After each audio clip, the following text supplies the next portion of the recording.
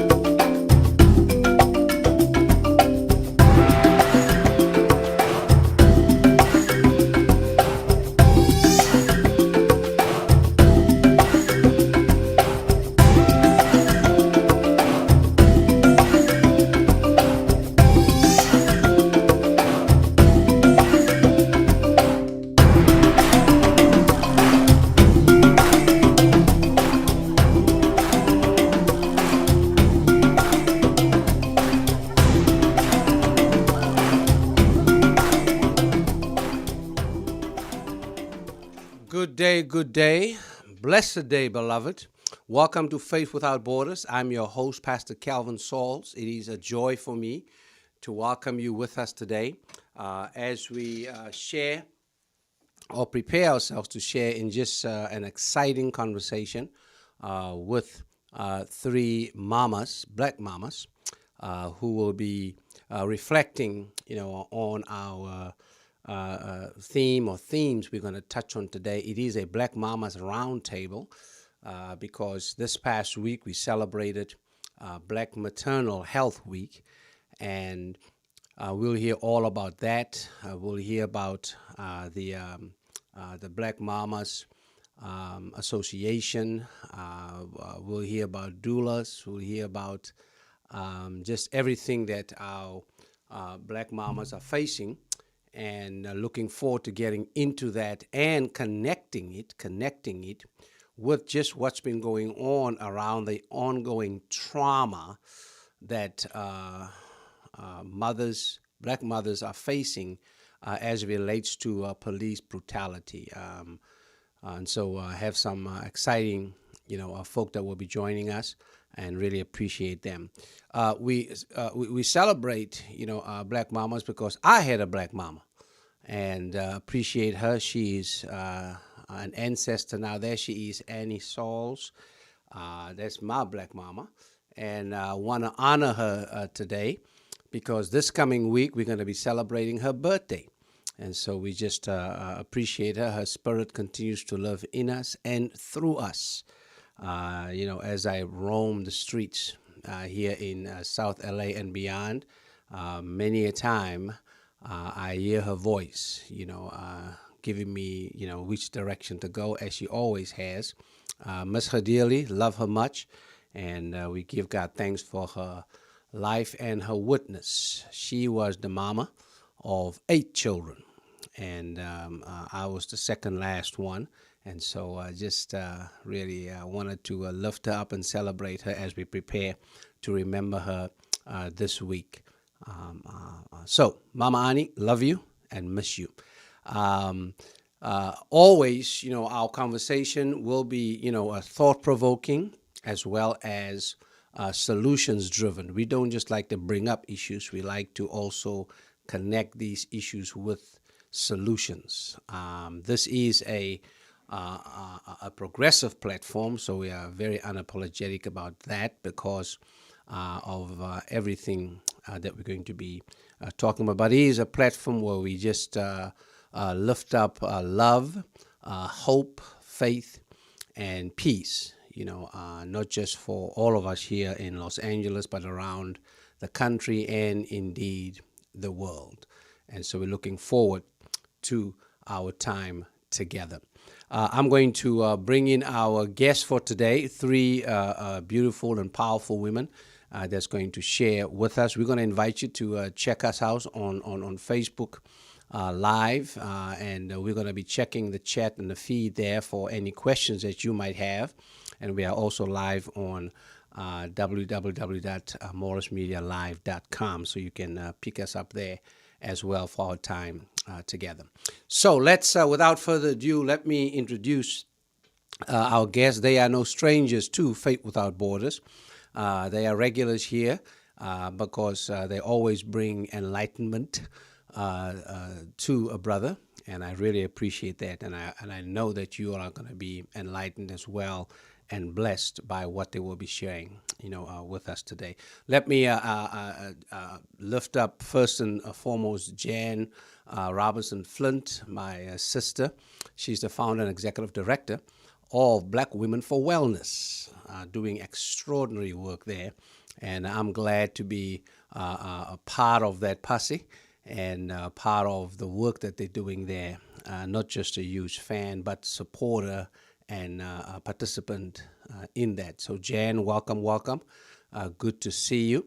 And then let me lift up Adjoa Jones, who I'm going to ask her to tell us about her title because, every time I talk with Adjoa, she corrects me on her title. So I'm going to, give her the honor of, of sharing her title in a few minutes. But let me lift up also Dr. Kimani Norrington-Sans, who is a psychologist and just doing extraordinary work. I met her first when I went to a workshop around suicide in the Black community, and just was very much grateful for all of the knowledge that she imparted on us, that day. So we've been connected ever since, and so glad to have her. She does extraordinary work as she, facilitates, mental health, for so many, and she's also the founder, of her own consulting firm, Lifting as We Climb. And check her out on Instagram. She posts every day, all day. Well, not all day, but every day. Inspiration, direction, affirmation, and so really, I enjoy checking out her IG, page, and looking forward to her contribution today. So welcome. It's good to see you. And I want to start with Adjoa. Adjoa, why don't you just, I know. I put something on the flyer, and then, you text me and corrected me there. In love, of course, But I know it's because of just the intricacies of the work that you're doing at, LA County Health Department, especially as it relates to, maternal health and how it's organized there. So we want to make sure we get it right. So good morning, and enlighten us. And then we'll get it. Great morning, Pastor Sauls. So yes, my title within the Department of Health Services, currently I am Associate Director of Regional Collaboration for SPA 6 with Department of Health Services. And then for this work within the AIM initiative, I am the visionary for the African American Infant and Maternal Mortality Community Action Team, and the co-lead of the South LA South Bay AIM CAT. So that's the acronym for African American Infant and Maternal Mortality Community Action Team. And most recently, a CLES, which is a Certified Lactation Education Specialist, and doula, which is supporting, in my role, I'm supporting the other doulas and, birth workers. That's what we're calling each other at this point, and calling those that are involved in this work as birth workers as well, beyond the clinicians and the physicians. Okay, so great. All right, that's helpful. Thank you. Appreciate that. When I was at the Home United Methodist Church, I was introduced to doulas. I never, heard about doulas, and I'm fascinated by that. So you'll tell us more, about that. Let's start off. We'll continue with Adjoa, and then I'm going to ask Jan to jump in because I know the two of you work, closely together, around, the work with Black mamas. There is an association, so maybe tell us about that, and then lead us into, the Maternal Health Week, and the purpose of that. We're gonna show throughout our time together some of the flyers just of the exciting events that took place this past week. So tell us about the association, and then also the purpose, reason for the Black Maternal Health Week. Adjoa? Yeah, so in about 2018, we began to talk within our department, primarily in collaboration with public health and mental health, around the establishment of community action teams. And so the purpose was to, out of the 6 issues of focus within whole person care, me being the lead in our team for maternal health, the purpose was to identify gaps in services and resources. And so the community action team, the vision that came to me around that was to establish a partnership between community and government, meaning the public health department or health services, to address the issue of infant mortality. So we had been, I don't know if many of you know, but LA County had the Black Infant Health Program, which is a state funded program to provide services to pregnant and parenting Black women throughout the state. And so LA County has an established program where they contract with agencies to provide like supportive services. So they have what they call SSE, and they also have some other case management type of services. To initially, it was started to help prevent low birth weight and preterm pregnancies. Mm-hmm. And so in that work that had been going on for almost 30 years, we had these high infant mortality. And so that program has been going on, but we had not looked at a real partnership in the community. It had been maybe like advisory programs and such. And really, to speak to that program, I would also recommend my colleague, Jan Robinson Jones, who's been the coordinator with the county for over 19 years. Mm-hmm. And so in looking at what it had been, being one that had been a community health worker and perinatal health educator for the first program, which was Great Beginnings for Black Babies back in the 90s, I saw that we had not made a lot of traction and movement on reducing the rate of death for our infants in LA County. And at the same time, we were looking at, like Jan will talk about it, they brought this documentary called Death by Delivery, I believe in 2017, to the community. And we all saw it at CAM Museum, the California African American Museum. And what we were seeing then was this rise of maternal mortality. So Black mothers were dying at high rates, 3 to 4 times. In California, it's 3 to 4 times that of white women. In New York at the time when we were looking at this film, it's 11 to 12 times higher. In different states, the rate is different, right? But the whole fact of the matter is Black moms and babies were dying. And we were looking at what was the reason and the rationale. And at the time, you started to hear public health officials, including Dr. Ferrer, say, one of the leading causes was racism. And so in looking at that, it felt like we needed to have a larger partnership and engagement with our community. So that's really the impetus for the community action teams. And so we started with the community action team. The initiative itself is being built out within the county. So it is comprised of a larger body, which is led by First Five and Department of Public Health for the LA County countywide initiative. And in congruence with that are the community action teams. We now have 4 throughout the county. The county is comprised of 8 service planning areas. And of the 4, we have South LA, South Bay, which is combined. So that's 2 regions, which would be service planning area 6 and 8. And then SPA 1 is Antelope Valley, which is led by another one of my colleagues, Katrina Sisson, with a Black organization, or 2 Black women that are serving as support the backbone support of those cats. And then you have Santa Clarita and San Fernando Valley are combined, so that's service planning area 2.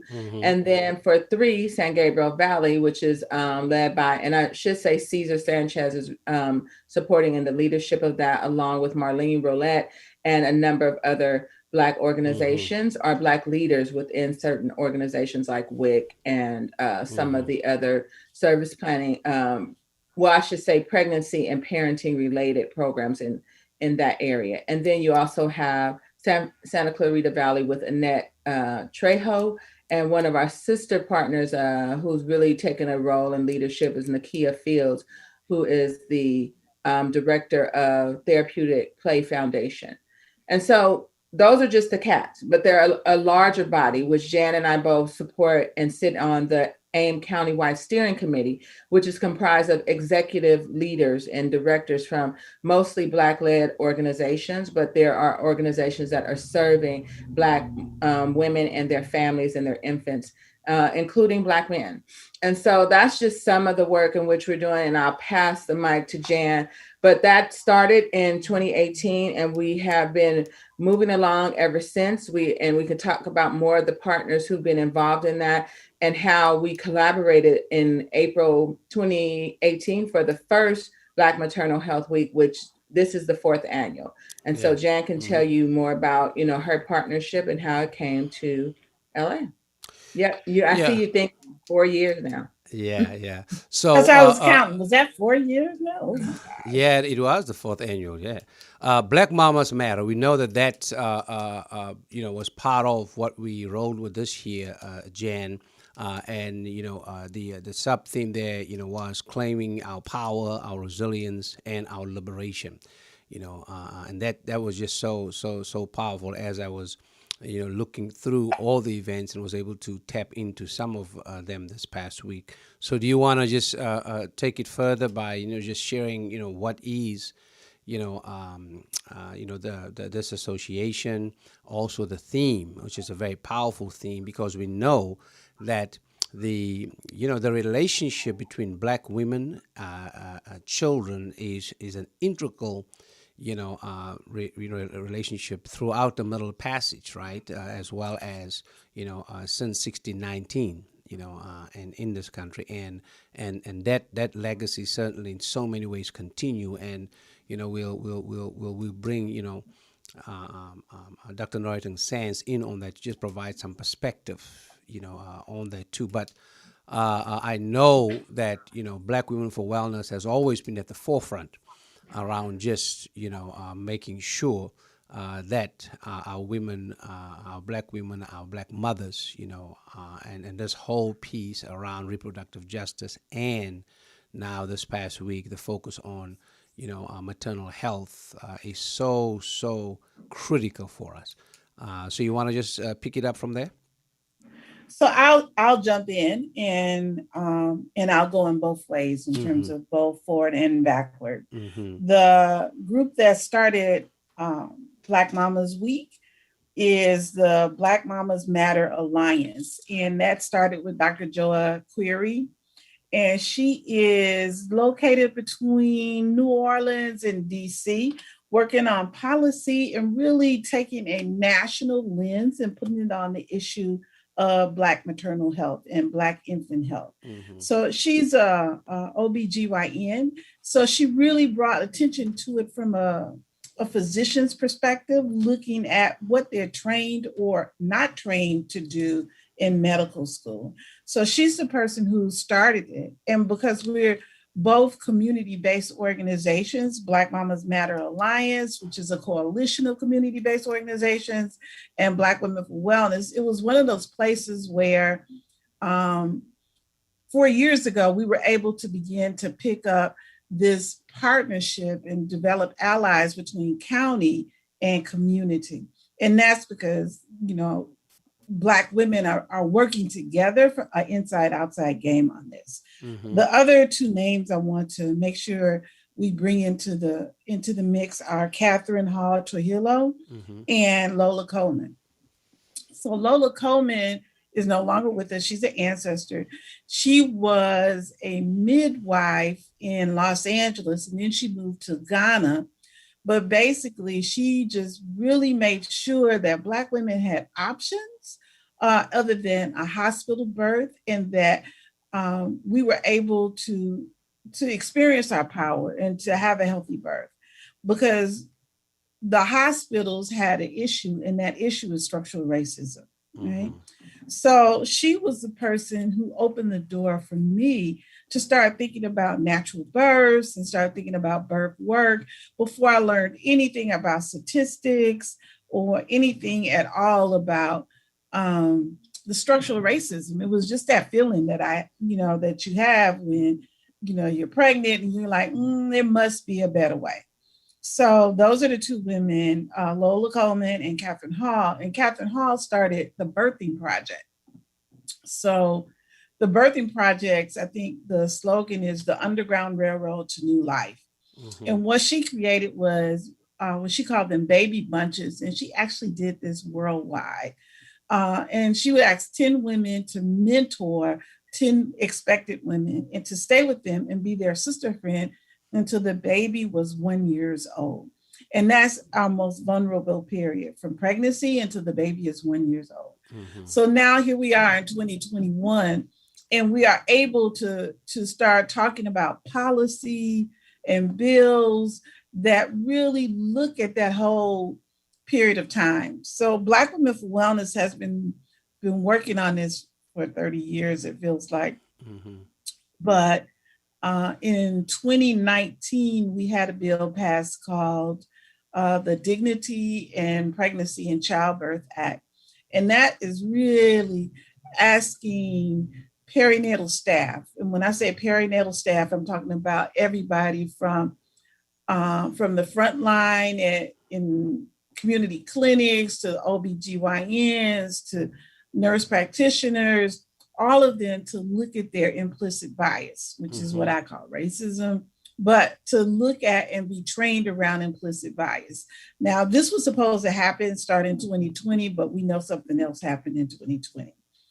This year, Black Women for Wellness Action Project has a bill on the table, SB 65, and it is really asking to expand all of those services in terms of postpartum care, doula care, to get healthcare professionals or women who want to be midwives into school and be paid for. So we're looking at how do we really expand the systems where women go to have babies? How do we expand the personnel to be more inclusive of us with that?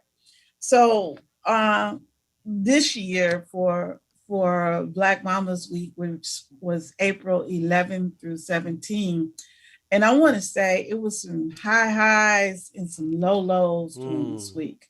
So we started out the week, we had Supervisor Holly Mitchell do a proclamation for Los Angeles County declaring this Black Mamas Week and declaring April 16 Black Infants Day. So the day of recognition of what's going on with Black infants. So that was wonderful. In terms of the county, is we have a champion with Supervisor Holly Mitchell. We have champions with Dr. Ferrer and Dr. Allen. We have champions with Adjoa in terms of some staff folks, and we have a robust community involvement now. What Black Women for Wellness did was we offered a number of different workshops. Kitchen Divas is our food preparation and cooking class. So we offered a number of workshops around breastfeeding, around what to eat while you're pregnant, and also one on fertility, because one of the things we don't talk as much as we need to is about fertility and infertility in our community. And those were some of the high highs. There were more panel discussions, there were more food distributions. There was a ritual that we started out with last Sunday, because we actually did start on Sunday, and we can all talk about that. But we also had some low lows this week. And it's one of those things where as a Black mom, you like, why am I doing this when my 13-year-old child can be taken out? or when my 20-year-old, I got you to 20 and now a police officer just takes you out because your tags weren't right, or were they right or not. But so that's why I said we had some very high highs in terms of, we had Kamala Harris, and we had the Biden administration dedicate funding. We have public health that is solidly behind. We have community that is robust and active and really taking on this issue, but we still have lots of work to do. Absolutely, and you're right about those highs and those lows, and we'll get into that. Let's focus just a little bit about what is the state of Black maternal health as we, celebrate, Black babies, as we celebrate who we are as, a people. One thing that I appreciate about Black Women for Wellness is just this intersection, of culture, of politics in terms of legislation and policy what needs to be done, but also the opportunity to facilitate community. Because that's kind of how we become, right? Is within community, and that all these streams flow in together into Black Women for Wellness, around that. So I've always appreciated all of that, and making these connections. So with that, what is, the state of Black maternal health? And at some point, Jan, I'm going to ask you to talk about the legislative pieces that we, tried to move through this week, because we had a legislative day and there was a bill, in the state legislature around that. So you can give us an update on that too.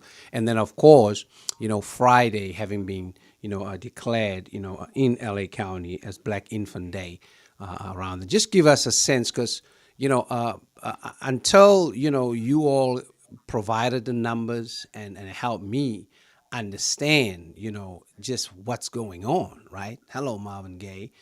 Sometimes I think we just don't know. So just give us a quick sense of what is the state of Black maternal health. So, Pastor Sauls, let me say this. Part of the reason for us for creating a community action team, right, was to bring in those grassroots organizations that are actually doing the work, right, that are working with Black mothers, that are working with Black fathers, that are working around saving infants. So we have this larger body in this larger collective. So when first starting the community action teams, I went around to those that I had worked with in times past, like connecting with Jan through our work, and had partnered with her and participated in the Sisters in Control portion of Black Women for Wellness that has developed annual reproductive health conferences for now, I don't know how many years. Are we 19 years into that? It's something like that, right? So we are 19 years in. We've been doing that. So every year there's a conference, but for some of us that's even how Jan and I met, was when we were both working at Great Beginnings for Black Babies, and she was working with one project and I was working within that project of Inglewood Healthy Mothers and Babies, and she was assigned to work there. And so in a lot of that work, we built relationships, like healthy African American families. So, that was started by our ancestor, Loretta Jones, whose daughter now, Felica Jones, has taken on the organization and is doing a lot of work around, especially around research and African American organizations, and getting us to learn research and partnering with institutions like UCLA, so that we can have some established partnerships in when we're seeking these fundings and services and supporting our work, working with programs like Cinemoms. And as I mentioned, the Black Infant Health Program, which has Long Beach, Pasadena, and those are the two cities that have a Black Infant Health Program, Long Beach and Pasadena. And then you have the Children's Collective, Inc. And then there is another organization in Antelope Valley and pardon me, their name escapes me, but we started to pull in all these organizations. Kaiser, who has a community benefits program, and the partnership, and start having these conversations to identify strategies around what are the issues, bringing clinicians in, bringing midwives. Like we brought in Rasha Tahani Lawler, who is a known midwife. And when we first started in 2018, having these conversations, bringing in, as Jan mentioned, Dr. Allen, who's the Health Promotion Bureau Chief from Department of Public Health, and leading the AIM initiative work as part of the county for LA County and First Five. And so all of these folks coming together, including Winona Valentine of I Dream for Racial Health Equity, Sonia Adam, who's the ED for California Black Women's Health Project. And we're bringing in a number of partners, and then fathers, grandmothers. We have When 1000 Grandmothers Pray, who said, hey, we want to become doulas, or we want to learn more about this work. And bringing in pastors like National Action Network, the local chapter here, Reverend Mosley. And Reverend Mosley was showing up at every meeting, holding up documentation for us, supporting in, presentations, because he too was like, I didn't know this was going on. Had fathers coming home that had been in prison for years and finding out this information and leaving. I remember Derek Hill, that works for Friends Outside. He said, I went home and cried because I then had to go back and tell my children's mother, like, I apologize. I didn't know all this was going on. I wasn't aware. And so these conversations about what is our state of Black maternal health, the state is now, with awareness, education, and knowledge, we have a community that is locking arms and saying, hey, this cannot continue in this vein. We cannot lose 4,000 Black babies annually, according to CDC. That's the approximate that we lose within the first year of life.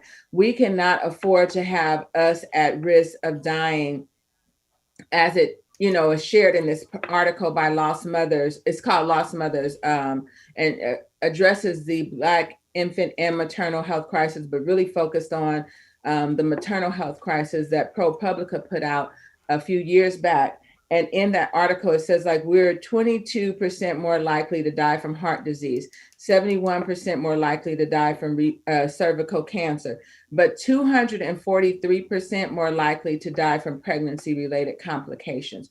So our state was pretty horrible and has still been horrific. We've had losses. We're having young women dying in their 20s, going in and what appears to be, good health, or having some health-related complications that have been not fully addressed, right? Or ignored, when people are saying, I'm feeling something is wrong with me. And I'll never forget the story of LaShondra Hazard, who was she was on the East Coast, and she was sitting in a clinic, and she was saying how one side of her stomach was really bothering her. And she's in this clinic, and she posted on her Facebook, and she said, I'm literally in pain and I'm dying. By that evening, and she had said what she had shared with them, and they said, oh, it's nothing wrong with the baby. You're going to be fine. By that evening, her and her fetus had expired. Yeah. So I want to jump in right there and say two things. Okay. One of the things that Black Women is working on is data, right? So when you ask, what's the status of Black women? We don't have good data at this point in time. We have a lot of stories, right? We have a lot of anecdotal stories. We have a lot of knowledge in our community, but we don't have the data. The data has not been published in California for the last 30 years, since 1989. So we are working on a data book so we can tell you what the numbers are, right? And that is like extremely important right now, because what we do have is the story, but what we don't have are the numbers, right? So when Black Women for Wellness does a program called Sisters at 8, and about 75, 80 women were coming to Sisters at 8, when we met in person. And at one point, I asked the question, how many women in this room had a miscarriage or lost a child? And every single woman in the room raised her hand. but that data is nowhere collected, right? And I was like, oh my, it was like, oh my God, it was one of those moments. And I was like, well, what are we doing as a community? How are we talking about this? And we don't have the rituals, the conversations, the ceremonies to really talk about this loss in our community. When women suffer a miscarriage, folks say, suck it up, right? Or when they lose a baby, there's no set of procedures, there's no healing for women or for families to really go through, because this is a tremendous loss in our community and folks are doing it in isolation. Yeah. Right. So that's why I said we need numbers. And the other thing I'm going to say is that what is really important, at least for Black Women for Wellness, and why we work with county and why we work with researchers, is because research, policy, and program have to work together, because we have to know that what we're doing, that our intentions have good impact as opposed to adverse impact or unintentional impact. So that's why we're all working together to collect the numbers and the data, to implement the programs, and to figure out what policy makes it real or what policy is needed. I also wanted to say that one of our sayings is trust Black women. And another saying is listen to Black women, because what is going on right now, from my understanding, up to 90% of maternal deaths can be prevented if only someone had listened. Right. Yeah. Yeah. And you're right. And Sister Williams, talked about that during her pregnancy, and basically just revealing that, that she wasn't listened to, during the critical times of her pregnancy. She had to save her own life. Right. And so if it happens, with a person, with that, prestige. Status and prestige, imagine. But she had Rolls Royce insurance. So it wasn't like she couldn't afford a treatment or a procedure, or that she should have gotten the attention that she needed. Yeah. And they should have listened to her. She's a top athlete, right? She's in the best of health. What we wouldn't have those expectations, right? But it is, like Janice said, the bigger issue is going unheard. And so even CDC, in the midst of this, just last year, they created the CDC Hear Her campaign, because they know folks were not being heard. That CDC reports there's 50,000 near preventable maternal health issues or complications that arise that could lead to long-term health issues, if not death. And so it is a matter of, like Jan said, we brought in folks from when she was previously Senator Holly Mitchell. We brought in folks from her office to be a part of this collective. We brought in folks from our former supervisor, Mark Ridley Thomas, my councilman now, folks from their offices, and had them to be a part of this, letting them hear and see what we were doing, so they would know the engagement, and then they would be able to partner. The other thing we did was we had a 4-person team, of which I, myself, Diamond Lee, Raina Granberry, and Stella Klingman. So it was 2 county and 2 community at the time that joined this team. We were part of the Women's Policy Institute Fellowship, and we're the LA local health justice team, where we presented a motion, and it was authored by Supervisor Hilda Solis and co-authored by former supervisor Mark Ridley Thomas, to present a doula board motion. And that was passed in January 2020.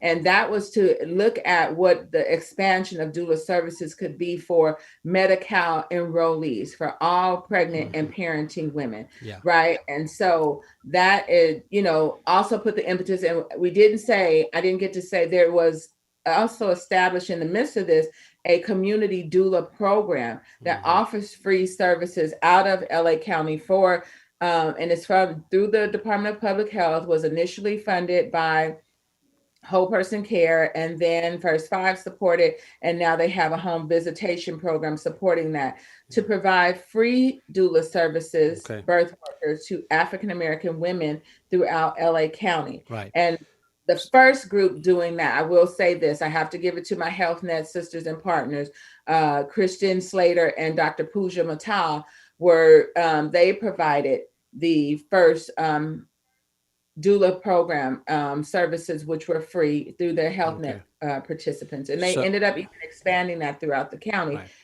So you all are my head is spinning here, but it's good. It's a good spin.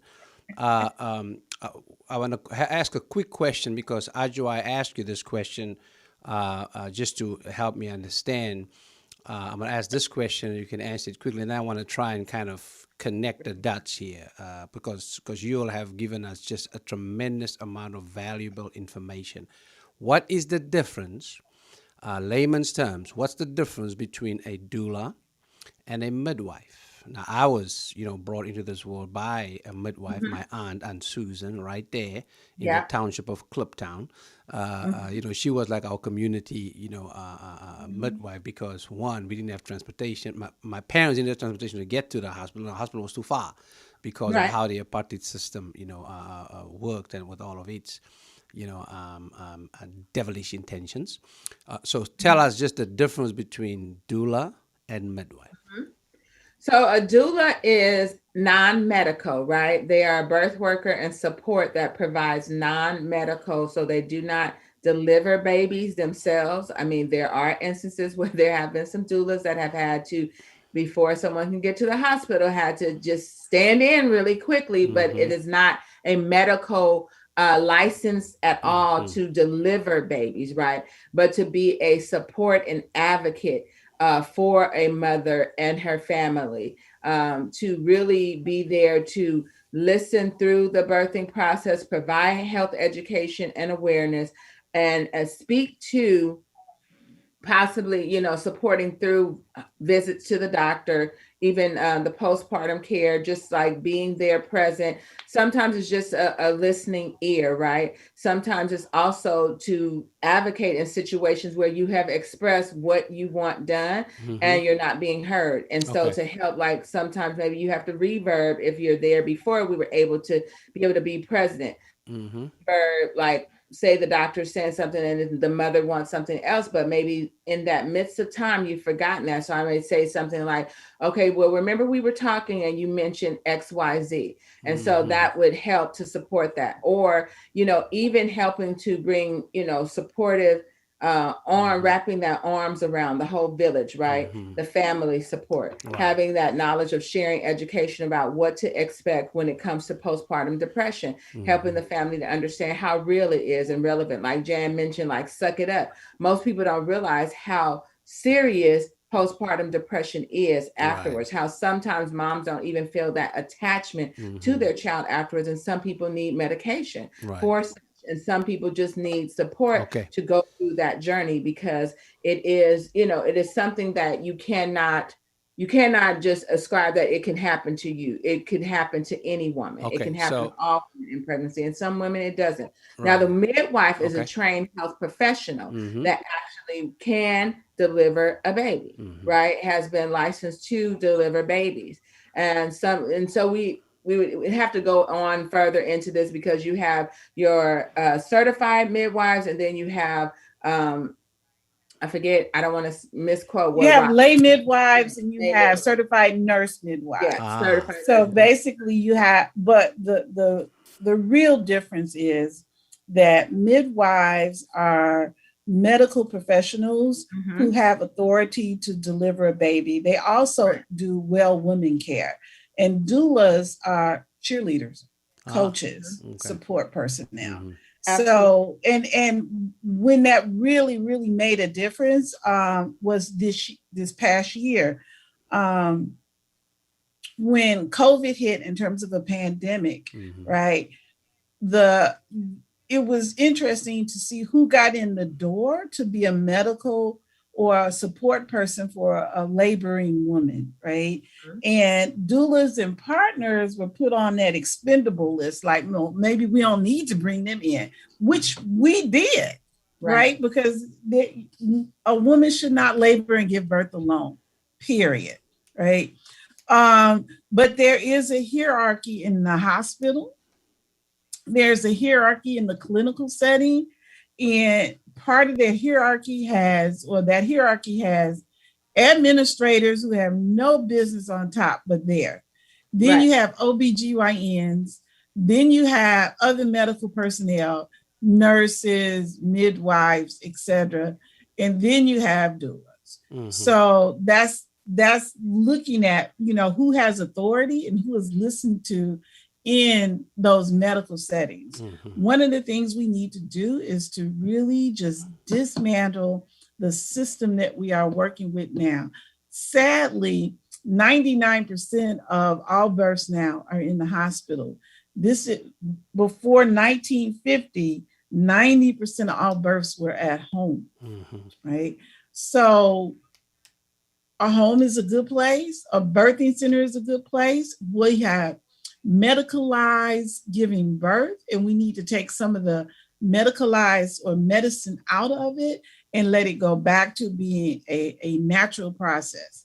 Sadly, for Black women, we have so much stress, right? And the stress leads to medical condition. It leads to high blood pressure or preeclampsia. It leads to other types of things, diabetes, right? From all of this stress, which then medicalizes your birth or medicalizes your pregnancy. So that's one of the reasons why we absolutely have to really think about, how do we dismantle the system? And how do we dismantle the hierarchy in that system? So when Black women speak, we are heard. Absolutely. When the people who are advocating for us say, no, that's what she said, that they are heard in the event that we are not heard when we say what we need. Yeah, I think that's part of SB 464, which was the Pregnancy and Dignity in Childbirth Act that Jan mentioned, that Supervisor Holly Mitchell, along with Black Women for Wellness, put forth, and a lot of us went and supported and lobbied for, was to look at the implicit bias and the racism in the system and how it can then be addressed, and how do we change what systems that have impacted us and our outcomes, our pregnancy and birthing outcomes. How do we further partner together, right? So that Black women have choices, right? There are choices. The birthing center is a choice. And we know this to be true. Our counterparts, white women, have been birthing at home a long time themselves as well. And having doulas. Right. They've had options. They had doulas before folks knew to have a doula or what a doula was. So this is not, something that just Black people are creating. We're saying we've been a part of this. We've been a part of it. And that's some of the work we do in the AIMCAT, is to do some racial and historic grounding. The historic grounding in the fact that we were the ones here in this America birthing, right? We were required to birth the other slave women's children, to be granny midwives, to be wet nurses. And a lot of those wet nurses were breastfeeding the master and Mrs. children at the expense of their own. And so we have to talk about what is our history here in America. And then also, what does that partnership look like with providers? So that even the doulas can, if you can't bring someone into the hospital as they weren't able to then, but you can be on the phone so someone can hear and partner in what you're being told, what you're receiving. And so I mean, that is, connecting the dots is going to be critical for us to be able, to do it. And let me see how I can just pull it together, because Jan, provided a good bridge for us in terms of, how does all of, these, challenges, impact the health of, a woman, mind, body, spirit, emotions, etc., etc. I mean, we need more data, because, we're grateful that we have an administration now that respects data, right? And I'm actually a little disturbed, Jan, that we don't have that much data in California, which, proclaims to be a progressive state. So I'm just very disturbed, even by that. But some of the data that I heard this morning, which is very alarming, 4,000, black babies, that we're losing, every year. That a black woman is 243% more likely to die at childbirth. I mean, 243%. I mean, that is just, alarming. The fact that, research, policy, and programs, we've got to look for ongoing alignment and close collaboration between, all of this. And with it all taking place at birth, right? We're still having to deal with, the neck, of, police officers. I mean, the knees, on the necks of the knees of police officers on the necks, right, of the Right. children of black mothers, Sure. right? Right. You know, And that's 13-year-old in and Chicago. Dan was yeah, talking about. and the calling out of mom. And it's fascinating to watch this trial, which is we're not surprised because it's all about do atrocious acts against black folk and then blame black folk for that, and that's kind of how the defense plays out. But the defense is following the script of America itself in terms of how it functions, and then we're dealing of course with Tamir Rice's mom, who wants to open up that case, 13-year-old, that was shot. We're dealing, of course, with Dante Wright, and his mother, and she's clear. She said there will never be justice, for us in this because, Dante, we cannot bring Dante, back. All we want is 100% accountability. And then, of course, that is was turned accidental. Right, Adam Toledo, Chicago. I heard the president of the police union there, call that officer heroic, in terms of his actions. So our black mothers are caught in between all of this, and this trauma, creates a very, very volatile, vulnerable, state. For black mothers. And that's why I'm so appreciative of, what happened this past week. And we're going to show some of the, flyers so folk can just kind of get a sense of what happened this past week with just the powerful programming, but also the work that goes on around policy that both Jan and Adjoa refer to.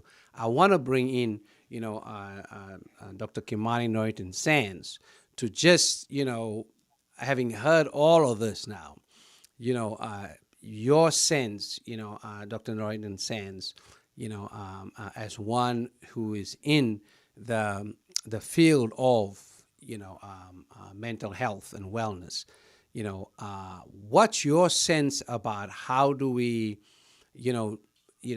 approach this? How do we deal with it? And what's actually going on, around the impact of it on, the emotional, mental, as well as the physical health, of black mothers, and really glad we have 3 black mothers here, that can really, speak from personal experience. So, Dr. Norrington-Sans, do you want to just, share some thoughts, around, all that we've talked about now, and just guide us through, some of this. Mm-hmm. Absolutely. Well, first, I want to thank you, Pastor Sauls, for inviting me to be a part of this esteemed panel. And yes, I am a Black mother as well. And just to acknowledge, as Jan said, that this has been a very trying week for all of us, all Black people, and particularly Black mothers, in terms of the thought of, what is it like to be a Black mother and have that ongoing fear about the safety and well-being of our children. So that's an ongoing issue that all Black mothers, have to deal with, unfortunately. And I do want to acknowledge also that I really appreciate this conversation, not only because it's centering the experience of Black mothers and Black children, but also because there's information about the state of what is, and there's a conversation about forward movement, right? Because sometimes what happens is that we focus only on what's happened, but we also need to focus on how we are mobilizing and how we're advocating and how we're fighting, right? So I so appreciate hearing about all the legislative work and partnerships and collaborations. The other thing I'm very much encouraged by is what Jan talked about in terms of systemic racism within the health field, right? We know systemic racism permeates all of our systems, right? So I've been working more so in terms of the educational system, but we know it's everywhere. And so we have to dismantle the systemic racism wherever it is, right? So healthcare everywhere. And so that's very positive to hear in terms of implicit bias trainings. My hope is that there is an embracement of not only trainings, but ongoing support and consultation and accountability. Because what happens when we have trainings like that, they'll just check it off like, oh, we went to the training, nobody pays attention, nobody does anything, nobody's held accountable. So that's my hope. And, there was a discussion already about the level of stress and trauma that we as Black women experience our day to day, right? Just in terms of, just think about what's happened this past year in terms of what we've been exposed to in terms of collective trauma. Now, this past week, it has been magnified. So when we think about what it's like to function in this world as a Black woman, as a Black person, as a Black mother, we are being bathed within stress every day, all day, right? So our bodies are being bathed within cortisol. And I'm not a medical doctor, but I can assume that if you're bathed within cortisol all the time, that is taking a toll on your body. And if you are if you are nurturing a baby, how is that cortisol then being transmitted to your baby? How is that impacting your baby's health? And then how is that then impacting your health? So I absolutely, absolutely love the suggestions given in terms of how are we supporting Black mothers throughout the process, right? For those mothers who have lost a pregnancy, what support are we giving for not only the mother, but the community? And how are we raising awareness of this issue? I didn't know these stats either. So how are we raising issues within our community? And how are we giving the tools for how do we advocate, right? Because a lot of times you're like, oh, that's messed up. But then it's like, gosh, there's so many things that are messed up. I don't even know what to do. What are the next steps? So I really appreciate hearing about this and just wondering in terms of how do we share this information to the Black community so that more of us are aware of what's happening and so that we can advocate. And then, in the mental health field, that's definitely something that we need to recognize and understand too, so we can support Black mothers and Black families as well. So just in terms of recognizing the trauma and stress and the profound impact that can have, and even thinking about once you have the baby, what is it like in terms of trying to do the day-to-day and you're still confronted with all this stuff, right? And so doulas, it sounds like that's a protective factor. As women are pregnant and as they deliver that first year, we have to also think about what circles of support do we provide mothers ongoing, right? So even when the kids are 5 or 6, what opportunities do we have within our communities for support for Black mothers? And I want to say also for mothers raising Black children, because sometimes they may not be Black mothers, right? Mm-hmm. Yeah, thanks for that. And there was a program this past week, I have to mention, with Black fathers, and we'll do a program. We'll probably pick that one up in June, around Father's Day, to kind of talk about the role of fathers, and we'll have a all father panel, with several of our organizations, that are providing support for, fathers, and we can look at, what all that means.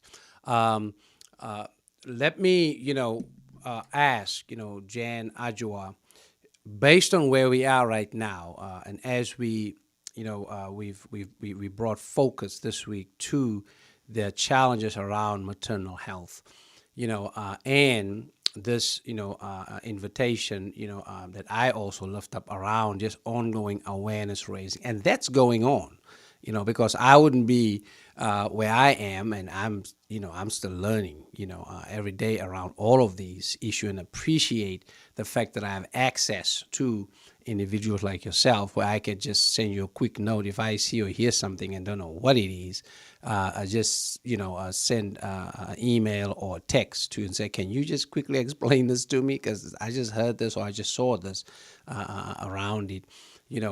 With all of that, what I know there's this documentary that you mentioned, that I found very, very fascinating around death by delivery, which Right. probably can provide some. We may need to try and hook up a screening or something around that. But what are some other ways that we can raise awareness around the challenge that we are facing as we pave a path forward towards reversing what's happening around Black maternal health? So first, let me say, and thank you very much, Dr. Kimani, for bringing that up, and thank you, Pastor Sauls. So one of the things I want to first respond to the issue around what you said with the stress and weathering, right? But also, when I was going through the doula course, Dr. Saida Pepper brought up this thing that I wasn't aware of how the stress reduces your brain size over time, right? So we don't even look at that, how that could even lead to things like Alzheimer's and, memory loss and such. And so looking at that, but if we're switching back to what is being done, that is the goal and the purpose of the community action teams, to bringing together partners in this work, to acknowledging the issue, but also coming up with solutions and interventions. And a lot of the organizations, well, I shouldn't say a lot, but a number of organizations have been supported financially, given grants and opportunities as a result of the development of some of these community action teams. Right now, Black Women for Wellness is our backbone support, and they too were part of in this work. It was identified when we first started that the community action teams would need backbone support. So there's a foundation that funded backbone support for the South LA South Bay AIMCAT, and then also for AV AIMCAT.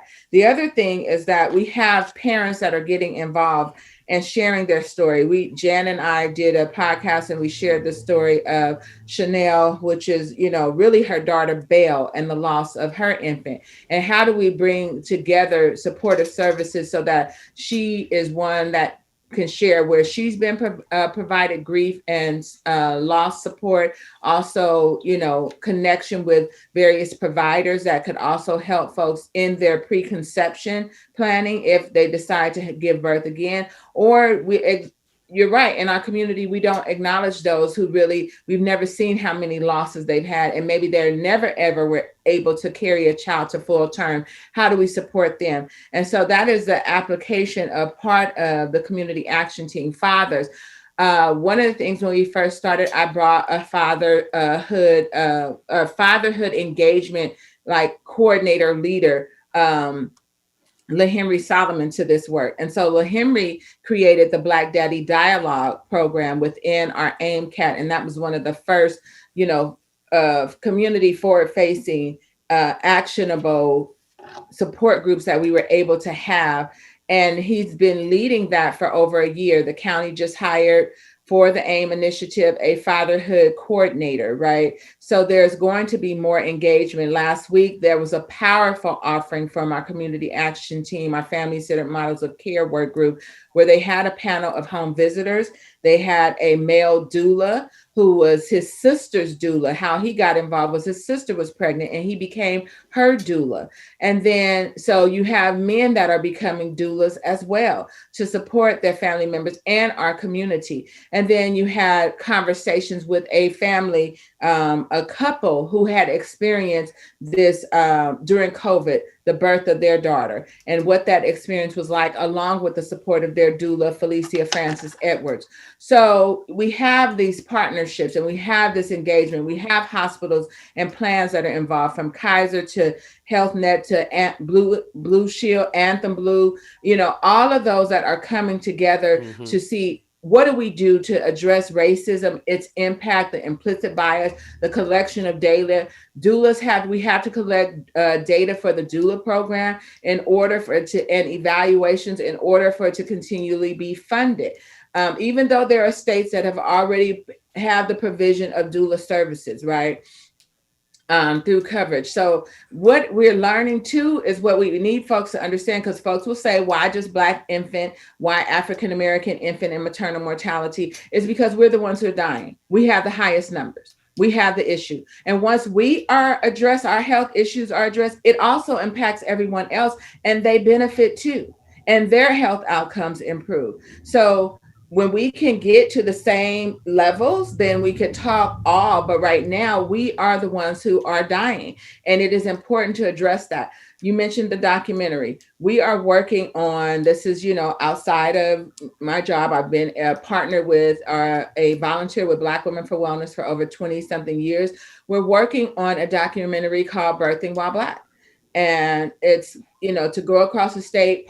Kaiser is a partner in that through our relationship with Sierra Health Foundation. Mm-hmm. And Kendra Montgomery Block was the one who supported us in that, and also supporting us in the establishment of a relationship to be able to have this statewide data collection and convening with UCSF. So Jan can share more about that, but that is what has to be done. That is what is being done. When we had our opening ceremony, I'll close with this, on last week, we had the women of SCLC led by Pastor Timbikile, Crystal Coleman Smart, who came out with the ritual and did libations. A lot of folks don't want to, every race has their own cultural beliefs and practices.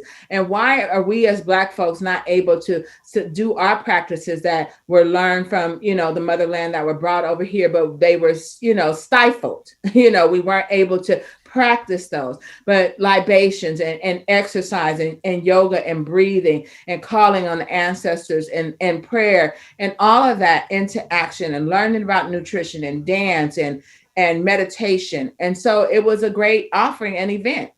Mm-hmm. And it led out to this week, but then we also saw the trauma that we have continuously experienced.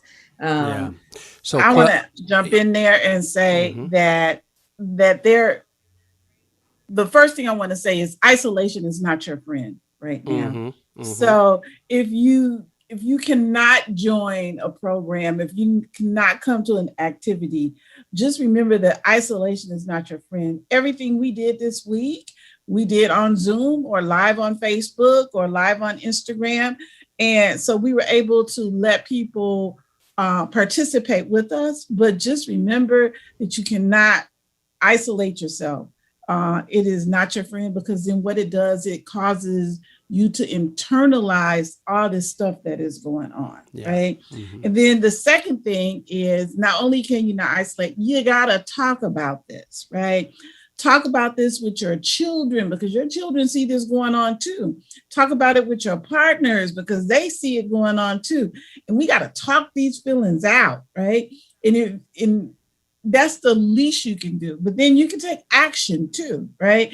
Over this weekend, I know that there were protests in Hollywood, and there's probably some more protesting. It has been a year of protests in actuality also, that people have been out protesting. They have been out making their outside voices heard, that what is going on in this country is not okay.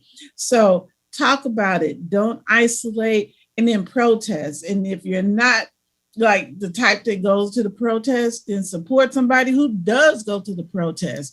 Fix them a backpack of food, do some childcare, do something in that regard. And that's another thing you can do, is educate yourself about what is going on. Please, please, please do not rely on mainstream media to give you the real story. Mm-hmm. Go somewhere else. Go to this podcast. Adjoa and I have a podcast. I'm just saying, Two Black Women with Opinions.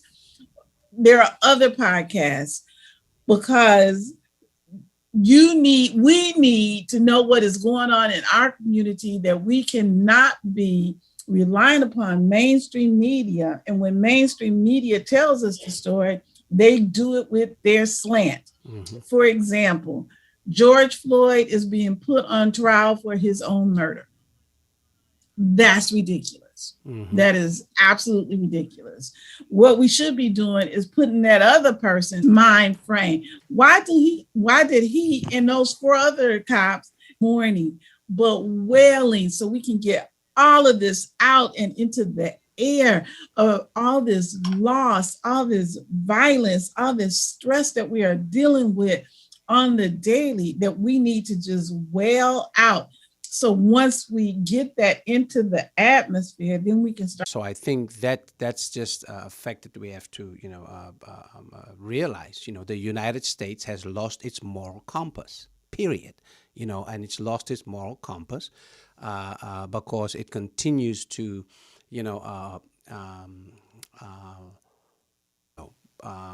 deal with that.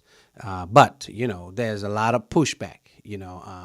America First caucus that's being started now to promote, Anglo-Saxon, values. We know what that values, what it's grounded in. It's grounded in white Anglo-Saxon Protestant theology, period. And so that's a fact that we have to just realize. The other piece is, proximity has power. And I don't think we ought to explain nor be unapologetic when we do talk about Black Infant Mortality Week or using our experience as our point of departure. If you have close proximity to an issue, that directly affects you, that's your place that you start to organize and mobilize from.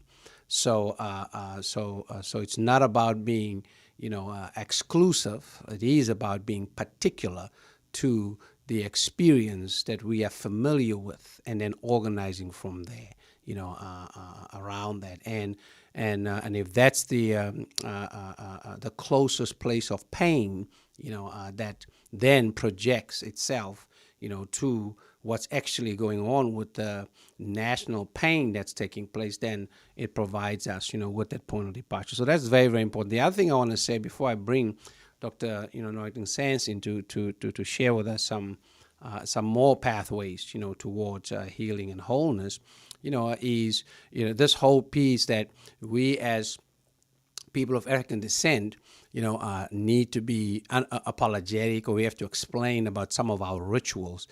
That is, again, one of the tools of white supremacy, you see, to, in so many ways, demean and pull down, the rituals of our ancestors. And so that's very, very important. So I just want to make sure that we are clear about that. So when Jan talks about, wailing, and we talk about libation, and all of that, that's an integral part of who we are, and us connecting with our ancestors and the spirituality and the faith that they practiced, around that. So I think that's just very, very important.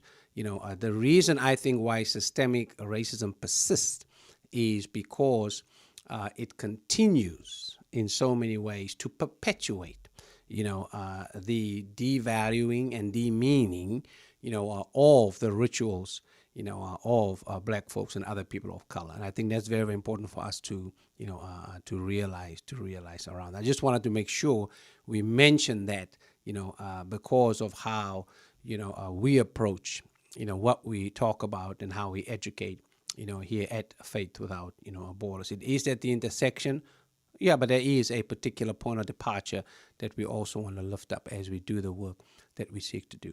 Dr. Norrington-Sans, with all of this, and isolation not being our friend, as Jan said, and the importance of, processing this, you see, which is so powerful, right? Instead of projecting it. What's your sense about some other pathways, for awareness as well as wellness? Absolutely. So first I want to say, in terms of the comment you made about America has lost its compass, I would say America has never had the compass, in terms of, social justice and equality, and, it's built on white supremacy, and it still is. So at America, as it has been developed, right, and as it was established and formed, never had a compass, right? Not to benefit us. And so that's part of wellness in terms of coping, is recognizing our true history and recognizing this country and recognize systemic racism in all of our systems, so that we see the impact that systemic racism has on our functioning, has on our mind, body, and spirit. Because when we don't recognize that, sometimes we can individualize it like, what's wrong with me? I don't know what's going on. I don't know what's wrong with me. Well, because you're in a system that's continuing to oppress you. So yes, you're going to be impacted in some way. So that's number one, is recognizing ways that social reality is impacting our functioning, right?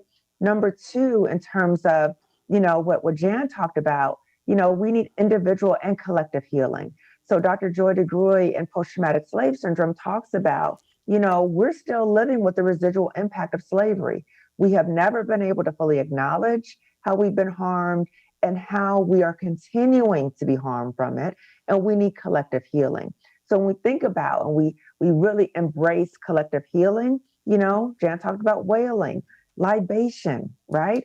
Also thinking about what are some of our other ways of cultural healing: singing, dancing, prayer, healing in community. Like, those are all our cultural forms of healing that we have been taught to, oh, that's not, how we should be, or there's something wrong with it.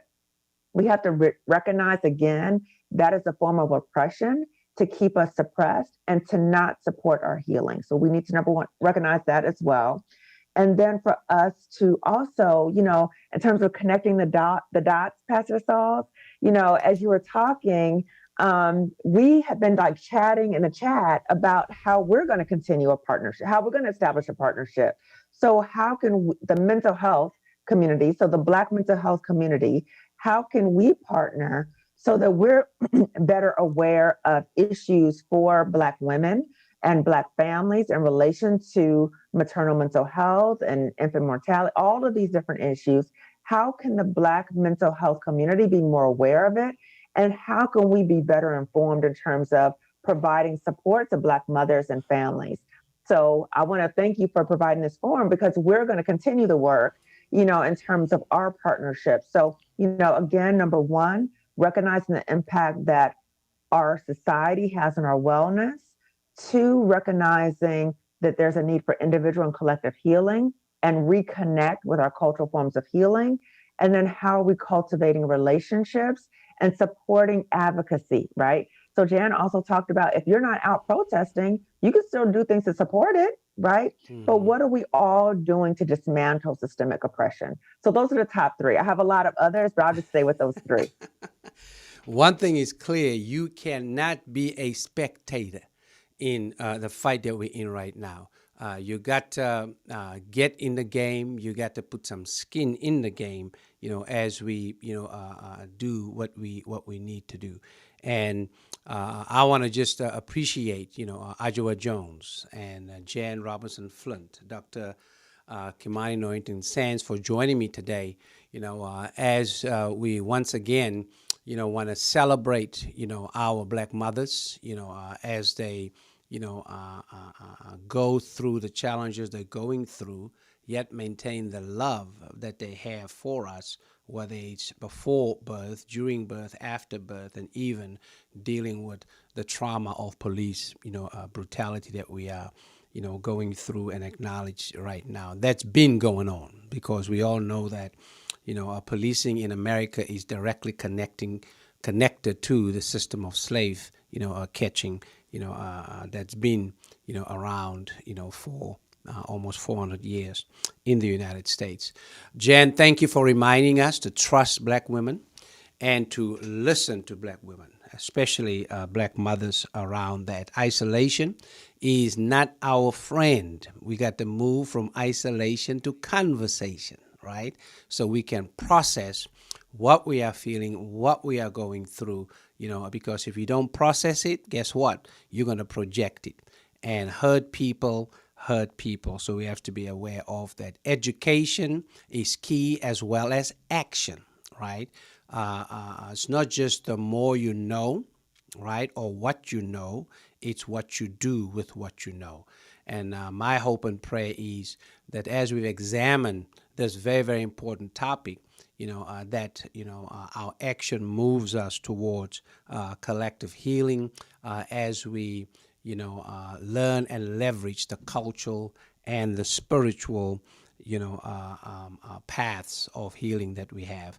That's what it's about, and that's what Faith Without Borders is about. And I am just privileged to have the opportunity, to connect and converse, with those who are who take time out of their schedules, to be a part of these conversations. So I thank you, and once again to my Black mama, Annie Sauls, I say happy birthday.